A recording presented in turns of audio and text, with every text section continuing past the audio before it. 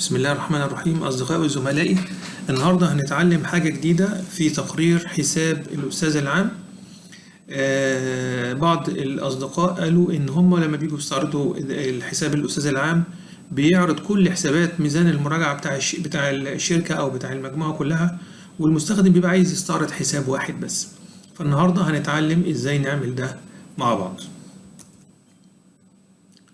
طبعا لما تعالوا نشوف التقرير مع بعض الأول، بروح له ازاي؟ الريبورت، الفاينانشال، الجنرال ليدجر.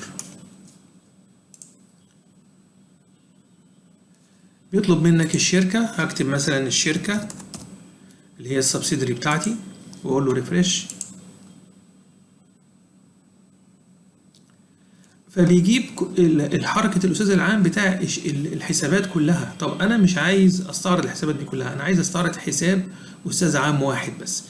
فهنعمل إيه؟ لازم نعمل كاستمايز للريبورت اللي هو الجنرال ليدجر بالطريقة التالية. هنروح على الريبورت، فاينانشال، جنرال ليدجر، كاستمايز.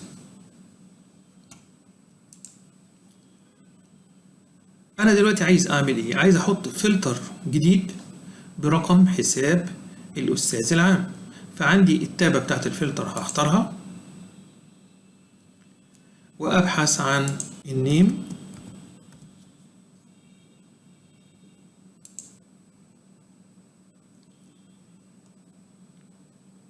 هلاقي هنا عندي فيلد اسمه نيم GL ستايل، هو ده اللي هقدر أفلتر بيه.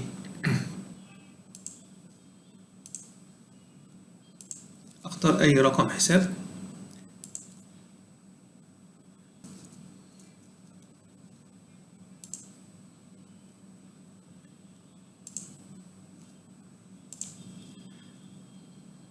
وهقول له كمان أنا عايز الأوبشن بتاع show in filter region يكون yes، وهقول له أوكي. وبقدر أضغط على بريفيو عشان أشوف هل التقرير فعلا طلع بالطريقة اللي أنا عايزها ولا لأ قبل ما أسيفه. فهقول له بريفيو،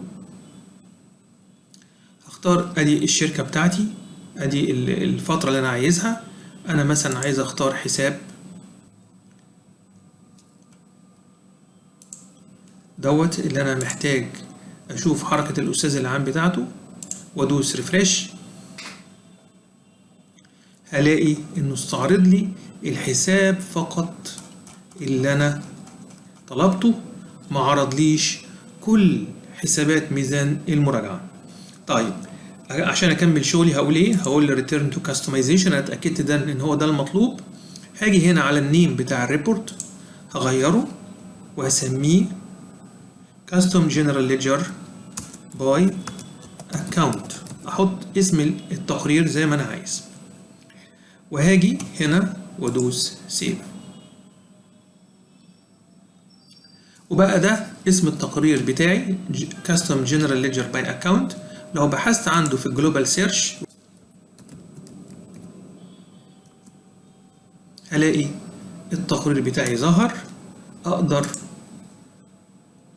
أستعرضه بالطريقة اللي أنا عايزها، وبالطريقة دي أكون حصلت على حركة حساب أستاذ عام واحد أستعرضه وأختاره زي ما أنا عايز، بدل ما يفتح لي التقرير الستاندرد كل حركة حسابات ميزان المراجعة كلها على بعضها. شكرا لكم، نلتقي في حلقة قادمة بإذن الله تعالى.